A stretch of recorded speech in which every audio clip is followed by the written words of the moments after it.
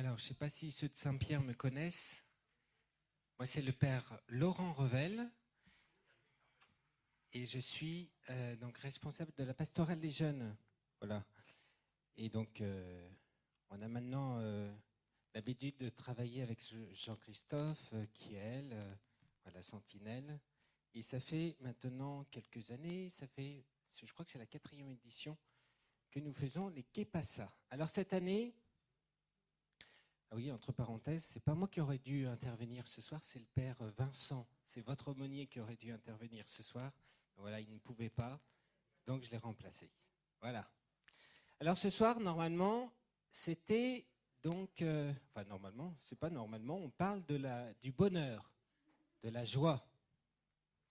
Happiness What Else? Vous avez tous vu cette pub avec George Clooney. Donc, on va parler du bonheur.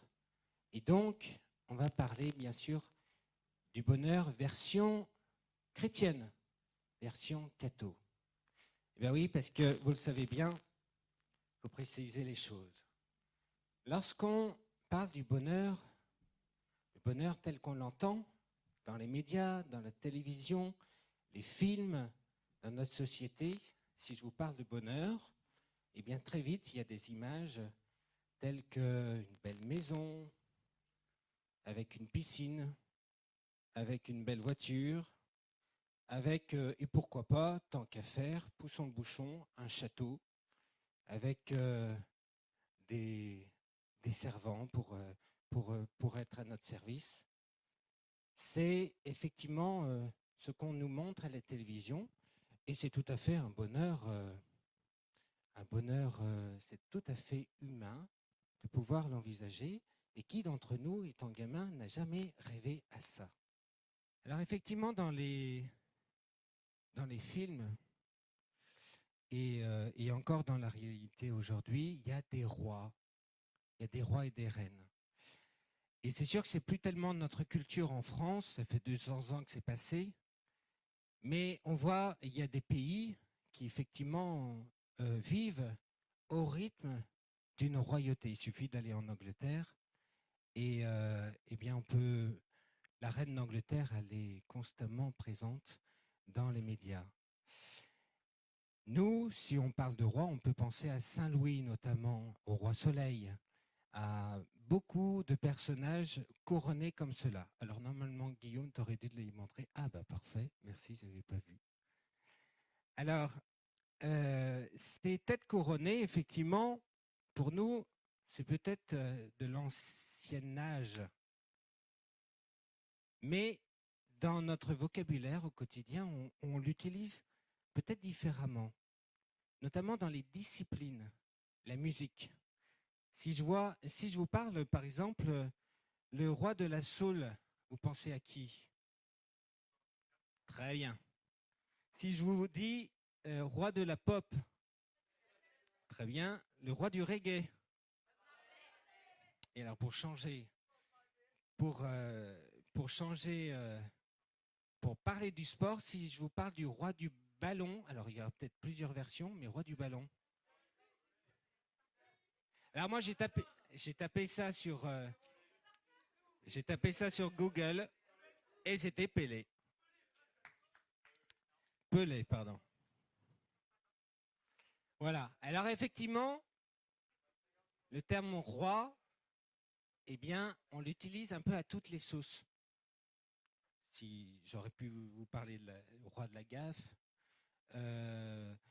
on voit que quand on parle du terme roi, d'une couronne, eh bien, dans notre langage populaire, eh bien, ça montre une maîtrise d'une certaine discipline, souvent, et avec un sacré art. Et effectivement, il y a aussi, dans notre langage populaire, il y a aussi, dès qu'on parle de l'enfant roi, on sent qu'il y a aussi quelque chose de l'ordre de l'éducation aussi, et on voit bien que il y a comme si on avait mis quelqu'un sur un piédestal et qu'on n'arrivait pas à l'enlever. Voilà. toutes les personnes que je vous ai citées là, c'est clair qu'on ne peut pas les détrôner. Ça reste marqué.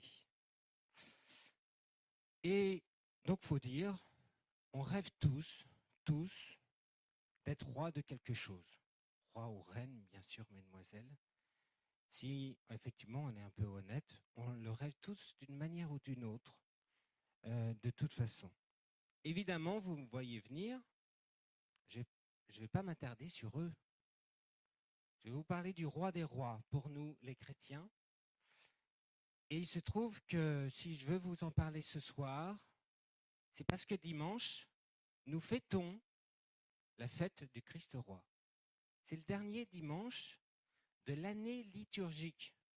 Déjà pas tout à fait la fin d'année, mais pour les chrétiens, l'année liturgique, ça y est, elle se termine. C'est dimanche. Parce que la semaine d'après, on va entamer une nouvelle année par le temps. Alors, est-ce qu'il y en a qui savent quel temps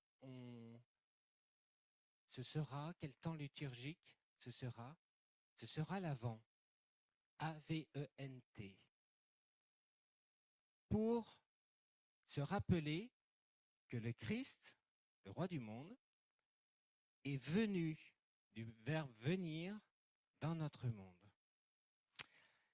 Et alors, effectivement, ce roi des rois, eh bien, vous imaginez bien, il règne d'une façon toute particulière et nous aide peut-être à redéfinir ce que c'est que cette royauté. En tout cas, on va voir ce qu'il nous propose, comment il veut régner dans notre monde.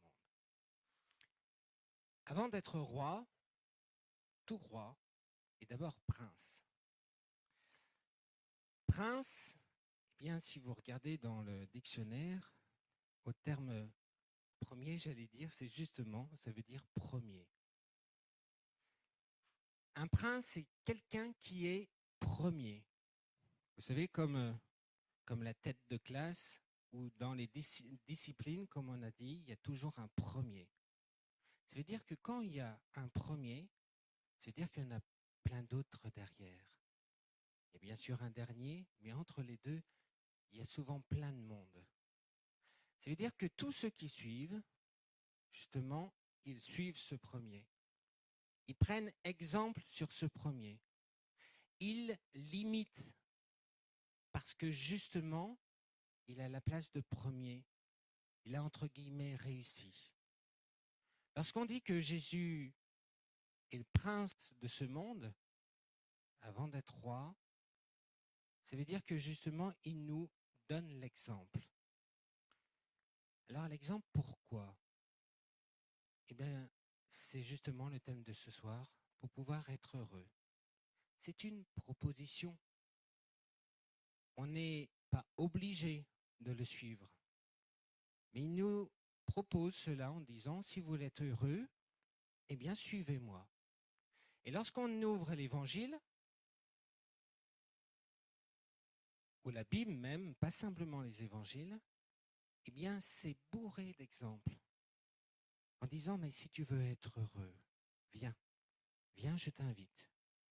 Viens, fais ceci, fais cela. Et donc, bien sûr, il déconcerte. Lorsque, je ne sais pas si vous avez pu déjà lire des passages d'évangile ou entendre des passages d'évangile, mais Jésus déconcerte, et déconcerte plus d'un, et a commencé par les rois du monde de l'époque. Voilà ce qu'il dit en Saint Luc. Les rois des nations commandent ton maître. Pour vous, qu'il n'en soit pas ainsi. Au contraire, que le plus grand d'entre vous se comporte comme le plus petit, et celui qui gouverne comme celui-ci,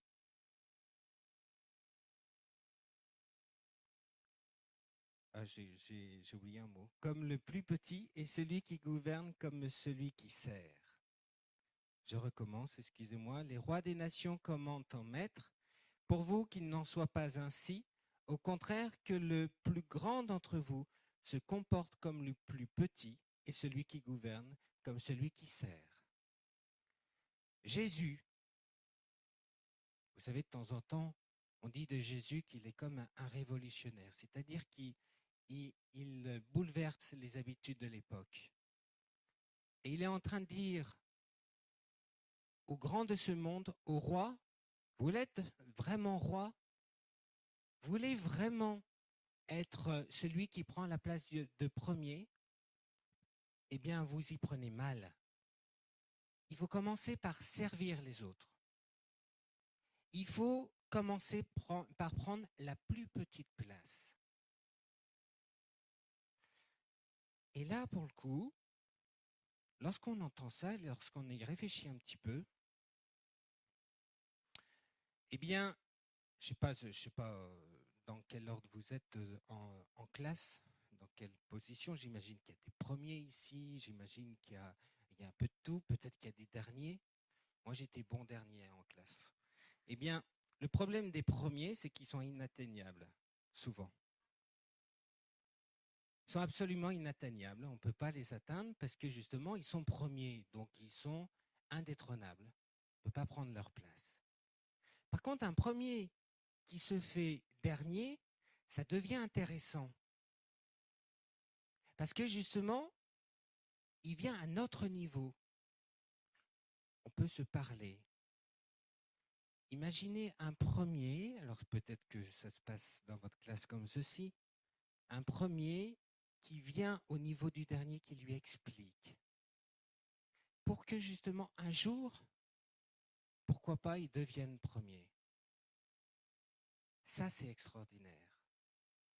Eh bien, Jésus, c'est ce qu'il a fait. Pensez à sa naissance, ce qu'on va fêter le mois prochain. Il s'est fait le plus petit des hommes, le plus pauvre d'entre nous tous. Et donc, lorsque nous sommes invités à suivre ce premier-là, eh bien, nous sommes invités à l'écouter. Alors, il a dit des tas de choses, notamment aimez-vous les uns les autres. Aimez votre ennemi. Il a dit des choses difficiles. Et nous sommes, nous, invités,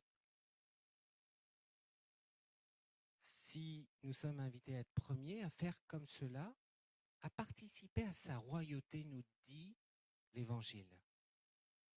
Nous sommes invités, nous aussi, n'ayons pas peur des mots, à être rois et reines. Alors, je ne sais pas si vous avez déjà vu le film, alors je vais peut-être vous plonger dans votre enfance, quoique ça fait peut-être pas si longtemps qu'elle est sortie, le monde de Narnia. Je ne sais pas si vous l'avez vu. Le monde de Narnia. Je vous invite, on va regarder une toute petite séquence qui justement montre ce que je viens de vous dire. Parce qu'il faut savoir que celui qui a mis en scène ce film, Aslan, eh bien, il a pris exemple sur la Bible. Il a tout simplement donné, sous forme d'un film fantastique, eh bien, d'une autre manière, il a redonné le message de l'Évangile.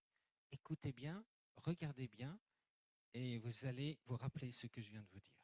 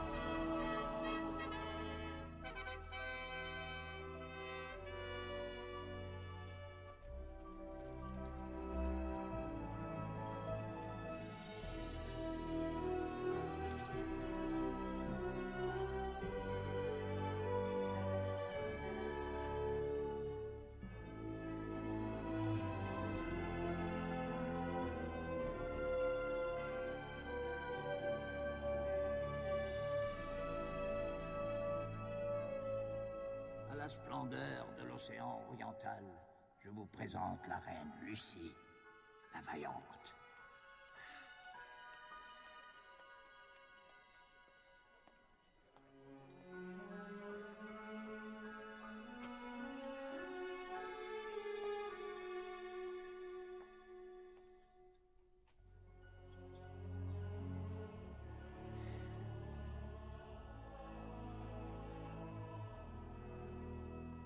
À la grandeur de la forêt occidentale, le roi Edmund, le juste, à l'éclat du soleil méridional, la reine Suzanne, la douce, à la lumière du ciel septentrional, je vous présente le roi Peter, le magnifique.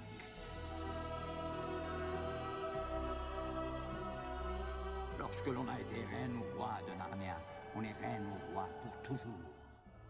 Puisse votre sagesse nous honorer jusqu'à ce que le ciel nous envoie une pluie d'étoiles. Longue vie au roi Peter. Longue vie au roi Edmund.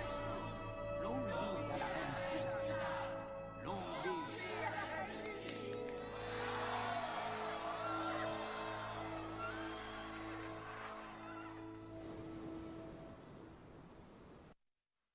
Alors, je ne sais pas si vous êtes déjà posé la question en voyant ce film, c'est quand même étonnant. Un roi qui couronne d'autres rois dans son propre territoire.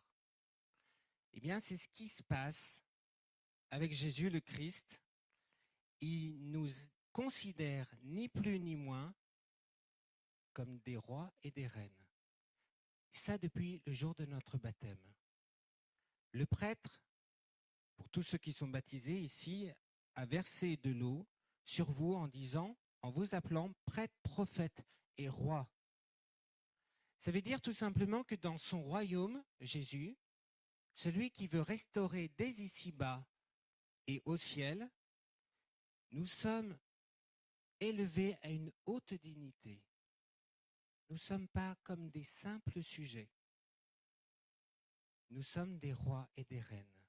Quand on imagine vraiment ce que ça veut dire, je ne sais pas vous, mais moi je trouve que ça fout la chair de poule.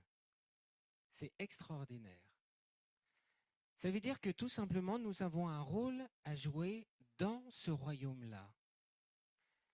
De la manière où nous allons pouvoir suivre ce premier, de la manière où nous allons pouvoir mettre en place tout ce qu'il nous dit, eh bien, nous avons un réel pouvoir dans notre monde pour que advienne dès aujourd'hui le royaume de Dieu.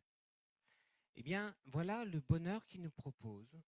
C'est peut-être pas des châteaux de ce monde, mais c'est une vraie place, une vraie considération.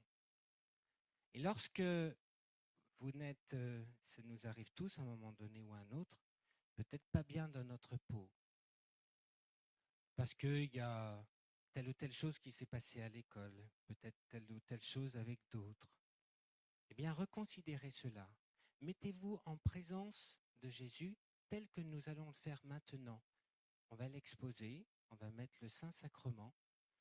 Eh bien, dites-vous bien que personne va pouvoir poser un regard de considération, personne d'autre que lui, à ce niveau-là, en tout cas. Vous êtes des rois et des reines. Lorsque vous avez un peu le cafard, eh bien, le matin, lorsque vous vous levez, que vous pouponnez, eh bien, en regardant votre glace, dites cela, je suis un roi ou une reine. Ça fait quelque chose quand même. Et ce n'est pas simplement un exercice pour se convaincre, c'est une réalité. Alors, accueillons maintenant le roi des rois qui nous aime jusqu'à ce point.